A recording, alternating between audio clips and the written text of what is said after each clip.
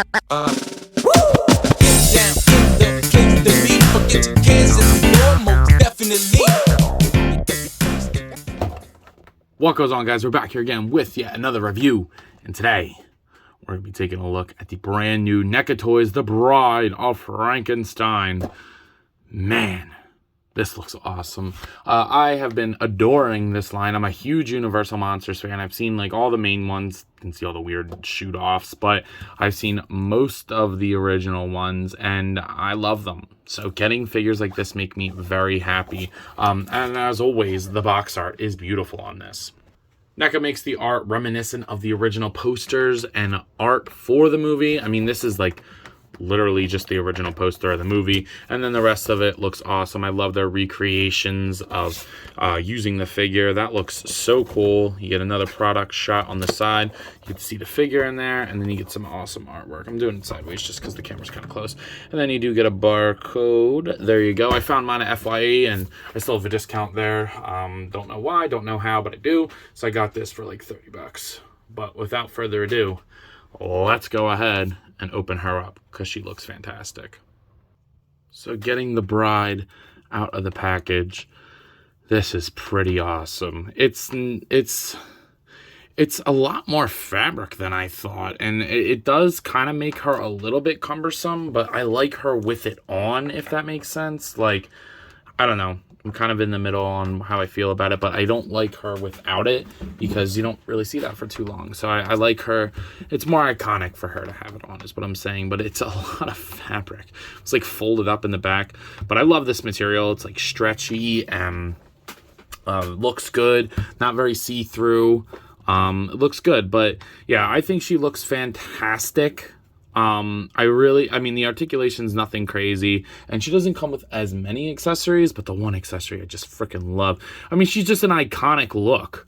Like, the hair is so, I don't know, it's just like, I would argue that she's as iconic as Frankenstein himself, if not more, with the whole, like it just looks good. But taking a look at the head sculpt here, I am in love with it. I think this may be one of their best head sculpts yet. Neca has been killing it on the likenesses, which I don't understand how they do that. How do they get a face scan of an actor that has not been in this role for almost 100 years at this point? Like, how do you do that? I have no idea. But it is pretty incredible. I love the swirl. Oh, it looks so good. There's a wash in the hair. I don't know if you can see that. There's a wash in the hair. The face is beautiful. Beautiful. Very well done. And then this is hand-stitched. Be careful as shit because this is tied. That is not glued. So be careful with that. When you want to take this off, I just suggest popping the head off, popping the arms off, and sliding it off. I would not untie that if I were you. But the arms look good. The robe, I mean, there's not much to see here other than underneath the body. So I'll go ahead and show that in a second. But yeah, that looks really good. So now to get the robe off, what I have been doing is put the arms up. Kind of just flip her upside down and slide it up. I would not untie this if I were you guys. Make sure it doesn't get pinched in there like that, because this will untie, and that would suck. And then you get like her freshly made look, I guess. Damn, my boy Frankenstein, he know what's up. But yeah, nah. You got this in there, and then that looks just as good. With or without the robe, it looks great. Personally, again, I'm more of a fan of when she has the robe on. I think a lot of people are, but this is a great option for those who do want that.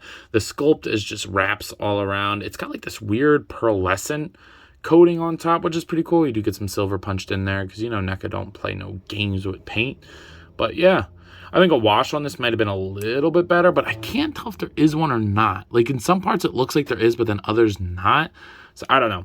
I do like the way that this looks though. But to complete the look, you're going to get one of the accessories here.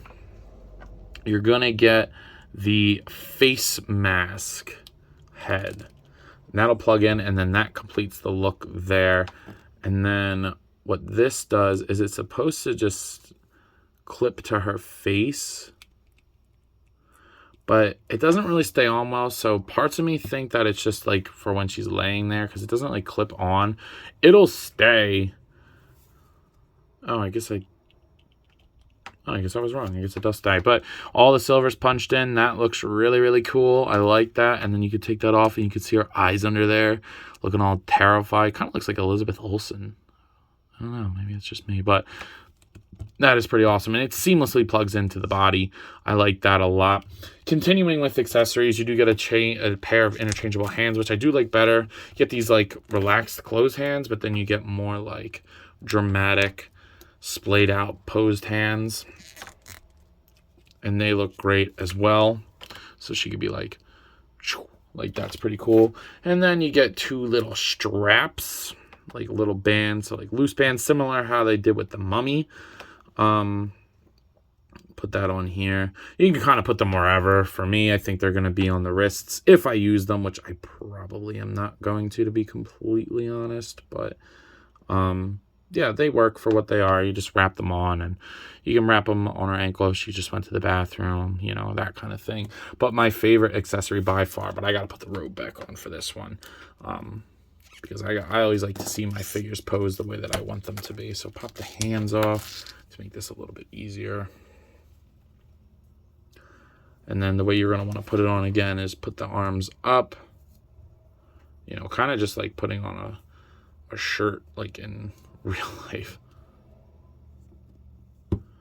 Then line that up a little bit. Pop those hands back on there. I couldn't find the other hand. But the best accessory to me, for sure, is the alternate head. The screaming head. Oh man, that is amazing. Holy shit. That looks so good. She looks like she's screaming, because when she first gets made, she sees the monster and just kind of like screams for like a minute, and it's so well done, this head. They both look amazing. I kind of wish the hair was interchangeable. I think that would have been so cool, because this one you can see the screaming head is more frizzed out because it's when she's first made. But damn, that is awesome.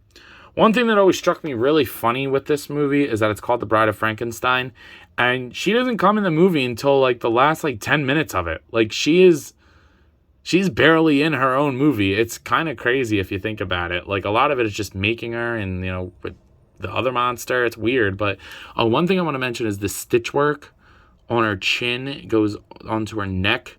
That is amazing, and it goes almost all the way around. So it like works. That is so freaking cool, man, how they do that. That is really good. Love the slightly yellow teeth. That is amazing. I definitely have to pose her something like on the shelf, something like, you gotta get her like that. Like that is, that's sick. Turns articulation. The head's on a double ball, or I would say a double ball peg in there. Rotates, pivot side to side. Very expressive, which is good for her. Shoulders go outwards, only about that far. They go down. They rotate 360. Just, you know, be careful with the cloth. Single jointed elbow that swivels and hinges, only about 90, but I don't really care for a figure like this. And then the wrist swivel and hinge. You do get a diaphragm joint in there. That doesn't really do much. It'll pivot side to side and crunch and back, but it's really just for adjusting for dramatic posing, in my opinion. I really don't think it serves that much of a purpose in terms of like dynamic posing, but I don't know why you'd want to do dynamic posing with her anyway. And then you get some hips out. They go that far forward, that far back, upper thigh swivel, single jointed knee, and then the ankles go down, up, and pivot. So the articulation's not great at all, like by any means, on any standard, even for Neca, but I don't care, because it really doesn't need to be. This line is really for the aesthetic and the characters, and see, like I just kind of untied it, it's pissing me off.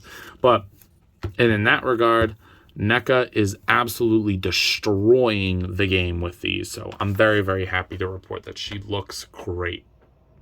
In terms of scaling, this is a 7-inch scale figure, so here they are. Here she is next to the Jazzar's Fortnite Series Peely, and the Neca King Kong, neither of which are in the scale that she is, but just wanted to show them off. A 7-inch scale figure here, though, is the McFarlane Toys Dark Knight Returns Batman, and then a 6-inch figure with the Marvel Legends Darwin.